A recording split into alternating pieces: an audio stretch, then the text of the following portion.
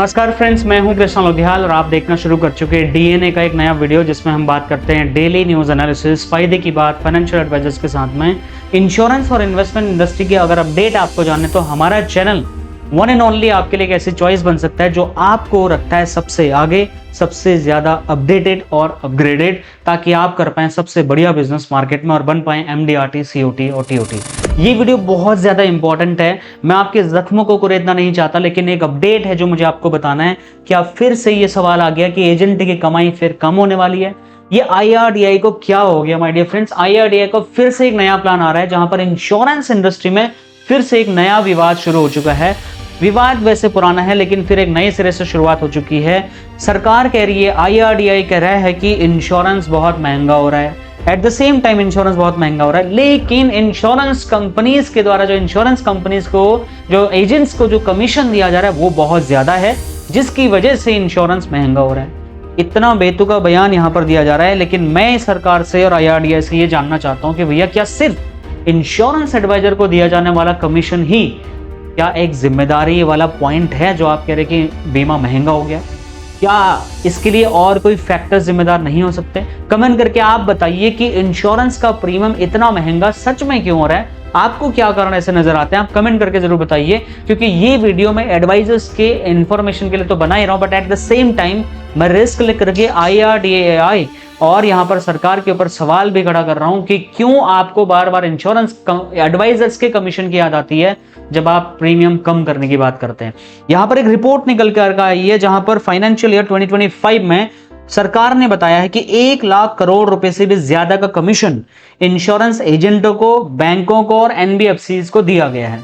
बहुत अच्छी बात है, आपने 1 लाख करोड़ रुपए हमें दिया और इसके लिए हम आपके तहे दिल से शुक्रगुजार हैं। लेकिन आज इंश्योरेंस प्रीमियम का लगभग 30% डिस्ट्रीब्यूशन और एडमिनिस्ट्रेशन में खर्चा आता है माय डियर फ्रेंड्स। ये भी तो अमाउंट आपको पता होना चाहिए। दूसरा, 17% से लेकर के 18% तक का हिस्सा, मात्र 17 से 18% तक का हिस्सा इंश्योरेंस एडवाइजर को, बैंक को और एनबीएफसी को कमीशन के तौर पे दिया जाता है, जो कि टोटल प्रीमियम का समझ लीजिए रेवेन्यू का 17 से 18% है। तो फिर बाकी पैसे का आप क्या कर रहे हैं भाई? क्यों इंश्योरेंस प्रीमियम इतना महंगा से महंगा किया जा रहा है? क्यों इंश्योरेंस एडवाइजर्स के कमीशन को कम करने की बातें बार बार निकल के आ रही हैं? सवाल बस यही है कि इंश्योरेंस सेल्स में क्या बिना इंश्योरेंस एडवाइजर के संभव है?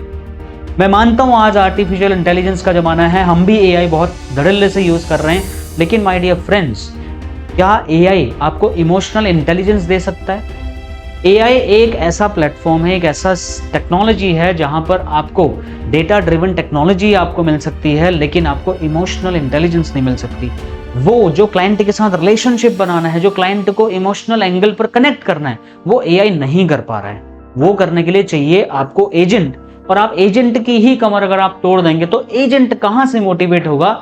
देश में आप इंश्योरेंस पेनिट्रेशन की हालत इस बात से लगा के देखिए, 4% से भी कम है। क्या औकात है गवर्नमेंट प्लेट, क्या मतलब हैसियत क्या है इंडिया के इंश्योरेंस पेनिट्रेशन की वर्ल्ड लेवल पर? अगर हम देखें वर्ल्ड लेवल पर भी बहुत बेकार है, लगभग 7% के आसपास का पेनिट्रेशन है, लेकिन उससे भी गिरा हुआ पेनिट्रेशन इंडिया में है 3.5% के आसपास। शर्म आनी चाहिए।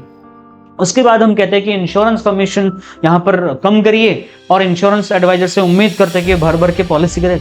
खाब एक बात मैं ऑलरेडी यहाँ पर जानता हूँ कि बहुत सारी इंश्योरेंस कंपनी, ऑलमोस्ट हर कोई insurance company online platform launch कर चुकी है जहां पर जाकर के क्लाइंट ऑनलाइन पॉलिसी ले रहा है। लेकिन बावजूद इसके मैं आपको एक डेटा फिगर और दे देता हूँ। खुद एलआईसी ने के चेयरमैन ने बोला कि हमारे 96% से भी ज्यादा बीमा इंश्योरेंस एजेंट बेचते हैं, एलआईसी के एजेंट बेचते हैं। मात्र 3 से 4 मैक्सिमम 6% बीमा हमारा आनंदा के माध्यम से हो रहा है, यहाँ ऑनलाइन पॉलिसीज हो रही हैं। भाई समझने की कोशिश करो, ये सिर्फ एलआईसी की बात नहीं है, सारी की सारी इंश्योरेंस कंपनीज की हालत यही है।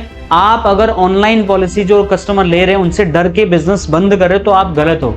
यहाँ पर आज के डेट में ही नहीं, आने वाले भविष्य में भी इंश्योरेंस एडवाइजर का भविष्य उतना ही उज्जवल होने वाला है जितना उज्जवल पहले हुआ करता था। बस जरूरत है तो आपको अपने काम करने के तरीके को चेंज करना पड़ेगा, और इन सरकारों को, आईआरडीआई को जो डिसीजन लेना है वो तो लेंगे ही लेंगे। हम तो आपको एक अपडेट के तौर पे बता रहे हैं ताकि एटलीस्ट आपको ऐसा लगे कि कोई तो आपके साथ में खड़ा है। उसके बाद में एक और रिपोर्ट यहाँ पर निकल कर आ रही है, उसमें जो अपडेट आ रहा है वो तो आप जान करके हैरानी हो जाओगे। तो पता होगा कि IRDAI एक ऐसा मार्केट प्लेस बनाने जा रहा है बीमा सुगम के नाम पे। उसकी वेबसाइट लॉन्च भी हो चुकी है। उसका होल सोल पर्पज ही यही है कि वो इंश्योरेंस एडवाइजर्स के ऊपर से डिपेंडेबिलिटी खत्म करना चाहते हैं इंश्योरेंस मार्केट में, और जो पैसा इंश्योरेंस एडवाइजर को देने से बचेगा उसको इंश्योरेंस कंपनी के प्रॉफिट में जोड़ा जाए। ये कौन सा लॉजिक है? क्या ये बात सही है? ऐसा बिल्कुल भी सही नहीं हो सकता है। इंश्योरेंस एडवाइजर की इंपॉर्टेंस बीमा सुगम के आने के बाद और ज्यादा बढ़ेगी, क्योंकि जितना ज्यादा कस्टमर कंफ्यूज होगा मेरा इंश्योरेंस एडवाइजर की डिमांड उतनी ज्यादा बढ़ेगी। तो भाई लोग आप टेंशन तो एटलीस्ट मत लीजिए। और यहाँ पर मैं गवर्नमेंट को कुछ सजेशंस भी देना चाहूंगा। आपको बहुत ज्यादा टेंशन हो रही है कि इंश्योरेंस कंपनीज का खर्चा बहुत ज्यादा हो गया है, तो लीजिए मार्केटिंग खर्चा अपना थोड़ा कम करिए। आपके जो बैनर लगे होते हैं ना, होर्डिंग्स पे होर्डिंग्स, होर्डिंग्स पे होर्डिंग्स, जो आप डिजिटल मार्केटिंग धड़ल्ले से कर रहे हैं, जो आप बहुत सारे बैंक यहाँ पर जो इंश्योरेंस कंपनी जहाँ पर मिसलीडिंग एड चला रही हैं, उससे हजारों करोड़ रुपए का खर्चा बचाया जा सकता है। बहुत सारे जो एम्प्लॉयज़ हैं ब्रांचेस में बैठ करके काम करते हैं, उनकी प्रोडक्टिविटी पर मुझे कहीं ना कहीं थोड़ा डाउट आता है, क्योंकि ऐसा लगता है कई बार कि वो प्रॉपर कैलिबर के साथ काम नहीं कर रहे हैं। उनकी जॉब सिक्योरिटी उनको ज़्यादा प्रेफर करती है बजाय इसके कि वो एक अच्छा परफॉर्मेंस वहाँ पर दें, एडवाइजर को सपोर्ट करे। तो उस पर थोड़ा कॉस्ट कटिंग की जा सकती है, मैनेजमेंट कॉस्ट थोड़ा कम किया जा सकता है, और इन एफिशिएंसी से जो ज़्यादा खर्चे हो रहे हैं, फालतू की ट्रिप दी जा रही है बड़े बड़े मैनेजर्स को जो काम भी नहीं करते, उनको एजेंटों से ज़्यादा ट्रिप दी जा रही है, उनको बड़े बड़े अवार्ड दिए जा रहे हैं, बहुत खर्चा इंश्योरेंस कंपनी फालतू की कर रही है, उन पे थोड़ी लगाम लगा लीजिए। तो मेरे इंश्योरेंस एडवाइजर्स का कमीशन काटने की जरूरत तो नहीं पड़ेगी। बाकी मैं तो बस एक आइडिया दे सकता हूँ, आपको अपडेट दे सकता हूँ।